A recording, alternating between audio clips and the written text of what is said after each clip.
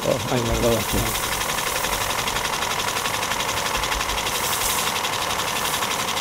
Hindi pa kami umuuwi kasi bukod doon sa naglilinis kami, hinintay namin yung delivery nitong bagong e-bike. Ganda ng color niya. Naka-Bluetooth pa to. Oh, social, may Bluetooth pa.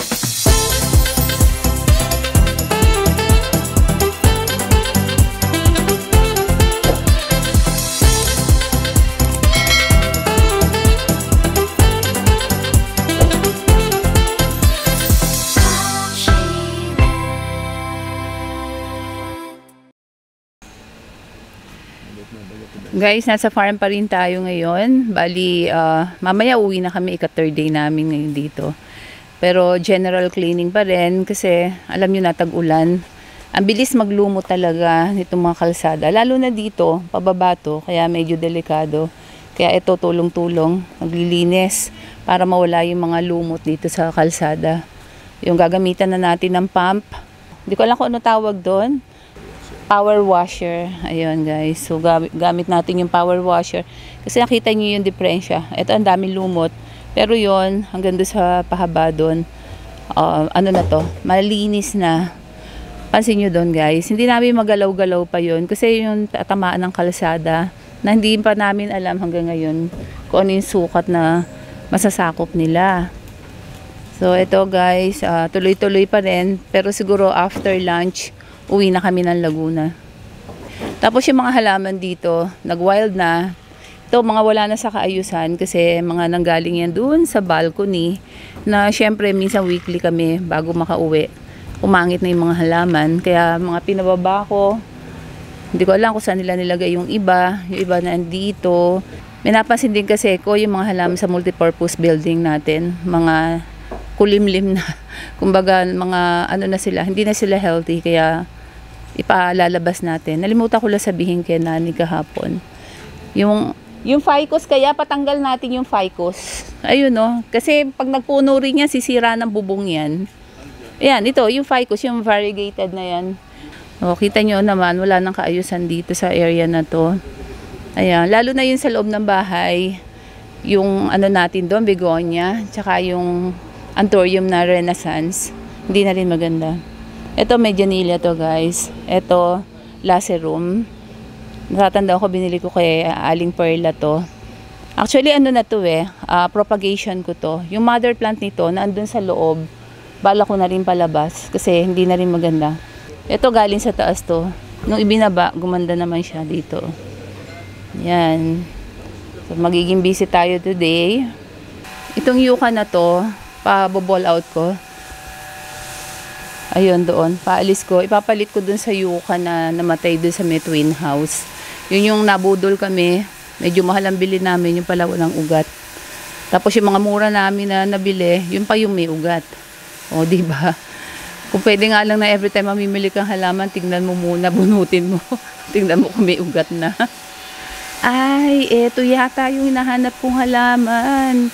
Yung sabi ko parang santol. Eto nga. Yung sabi nung tindera, mahal daw. Nakaano lang siya dito, oh. Kabalandra lang siya dito. Ito nga yun, yung may dilaw na bulaklak. Ito. Hindi niya na-mention sa akin kung ano yung pangalan ng halaman. Dapat pala ikat ko to para kumapal. Kasi leggy na siya. Ito. Problema lang. Baka pag kinat ko, hindi na tumubo Kasi hindi masyado siya naarawan dito guys. Naalala ko kasi nung hindi na maganda to, inilabas ko lang siya dito. O yan, trying to survive. Ayan o, nag-ano na siya, ng dahon. Ito pala yun, hinahanap ko to. Ang maganda na lang dito, yung rangon. Ito siya guys. Sabi ni Aling Melly, ang pagtubo daw niyan, propagation niya, hintayin mo na lang na may tumubo na bago. Parang sa garlic vines. So, cuttings, baka suntok sa buwan kapag cuttings ang pinropagate mo. So, ito yung mga blackwood na hindi na lumaki. Kasi andyan lang siya na hindi napapansin. Tapos, kung saan nila inilagay kasi mga galing sa taas tong mga iba dito. So, ang daming patrabaho pang gagawin dito sa farm guys. Tapos, yung ibang mga panlagay doon sa mga gilid ng pool. Andito pa. Kasi nga panay ang ulan, ano lang lulumutin lang. Kaya mga nakakalat pa dito sa White House. Kahapon, kinagat ako ng putakte. Yung palang dahon na yun, nagalaw ko lang. Tapos naramdaman ko may may kumakagat na sa ko. Ito guys, kahapon to, namamaga tuloy. Ayan Ano siya, kahapon super sakit. Ngayon naman, Makati siya na namumula yung paligid. Pero nung binalikan ko, wala na doon yung mga putakte. Ganun ba sila? Pag nakakagat na, aalis na. Yung ginagawa na isa pang bahay, ayun na andun. Baka ipabago natin yung layout kasi parang lumalabas na yung mga rooms, lumiit. So yung area na intended for lanay, baka gamitin na rin natin. Pakita ko sa inyo yung mga pangit na halaman na dito sa loob ng bahay. Ayun.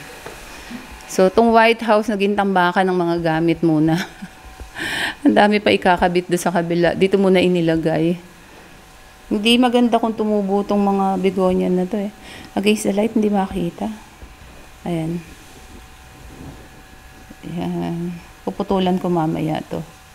Itong Renaissance na to, ano naman siya, hindi naman alagain, kaya lang nasisira yung dahon. Pag tinatali ko nga, na napuputol. So, tingin ko sa mas malaking area na lang, hindi na dito sa loob ng bahay.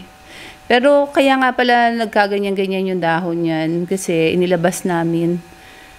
Hindi siya nahiyang dun sa labas, kaya binalik uli namin dito. Kala ko mamamatay nga O yan, nung binalik namin dito, ito yung mga na-damage na dahon. Pero ito, tinubuan naman siya ng mga bago dito. Fresh na fresh, Ayun pa sa loob.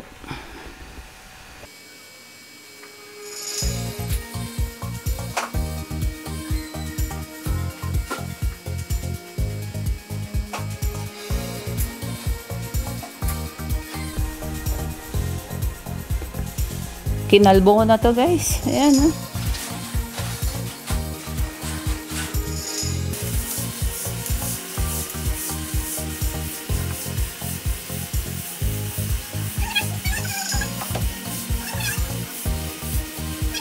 Tingnan nyo guys, nung kasalukuyang baliw na baliw po kami sa mga halaman. Kahit yung mga ganito, yung maiden hair ba tawag dito na fern, nakapaso, binibili ko pa yan. Yan tignan nyo, kung saan lang nagtubo. Pati yung giant fern, dati doon sa may creek, ang daming nagtutubuan doon. Ewan ko ba kila nani, bakit tinanggal? Ay nagawa siya.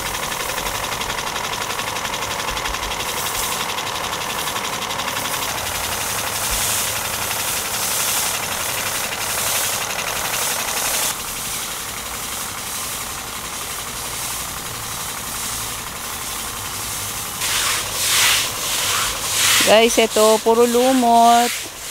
So, ito, gamit natin, power washer. Ayan. Pero, sinusundan pa siya ng ayan, yan, yung brush. Binabrush ni Alex. Busy si Edwin dapat dalawa sila dito Ayan, ang bilis maglumot. Hindi lang dito. Kaya lang pinakadelikado dito sa area na to, dito sa tabi ng White House. Kasi, padus-dus to. Kaya yung tendency na baka merong madulas. Lalo na ako, Diyos ko po, bawal na bawal sa akin madulas. Dahil, ewan ko kung na-mention ko na sa inyo, may osteoporosis po ako.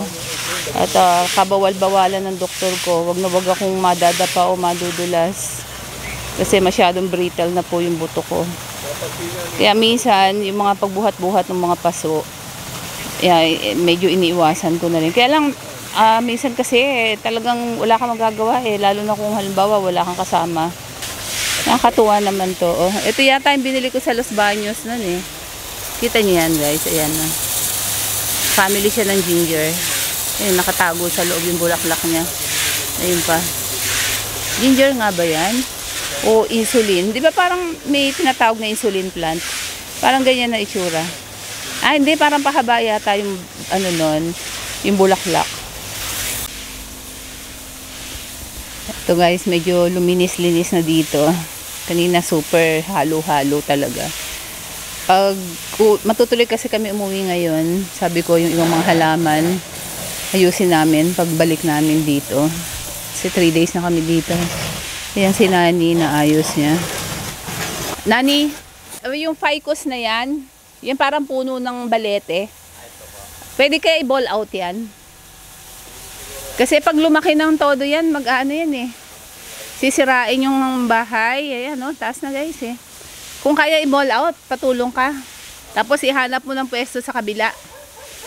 Oo, dun sa ano yan. Mas gusto ko yan dun sa ginagawang bahay.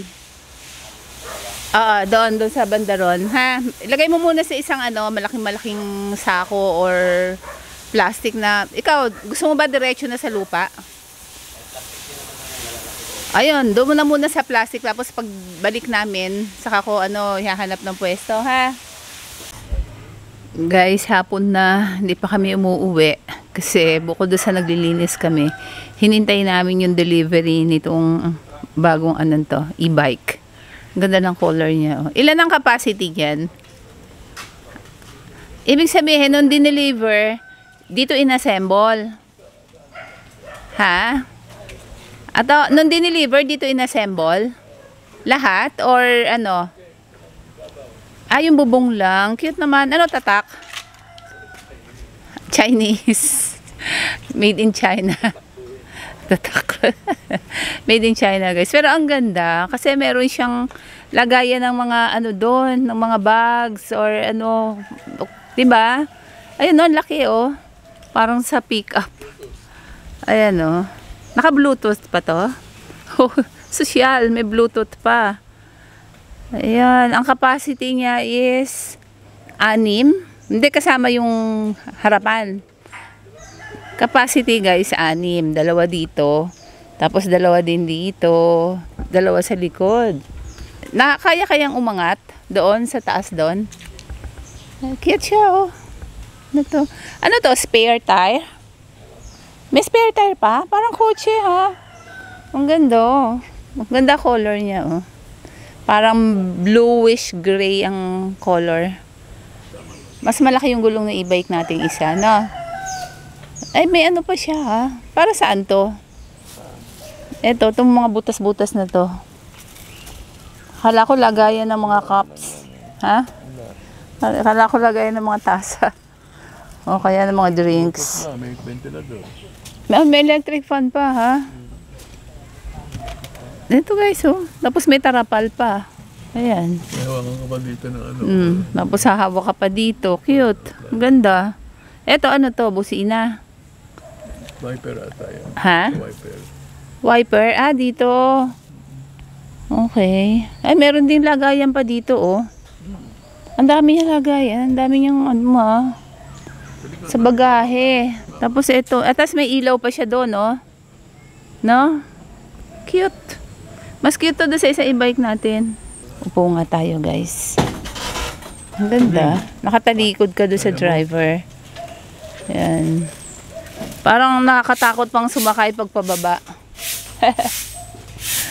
Malakas ang preno. Yan.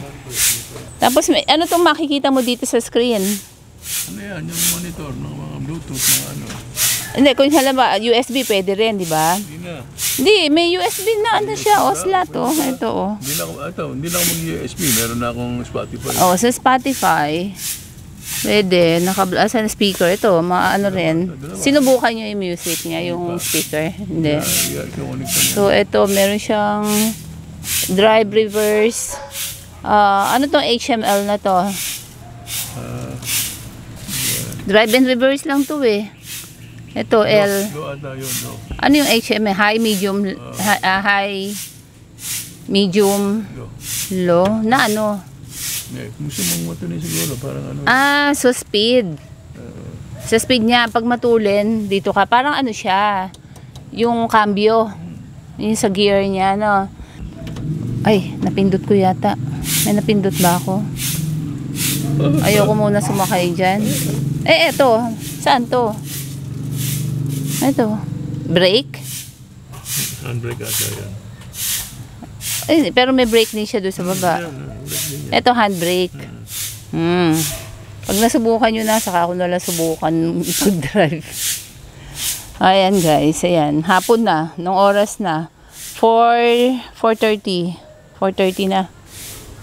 Nag-impake na ako doon.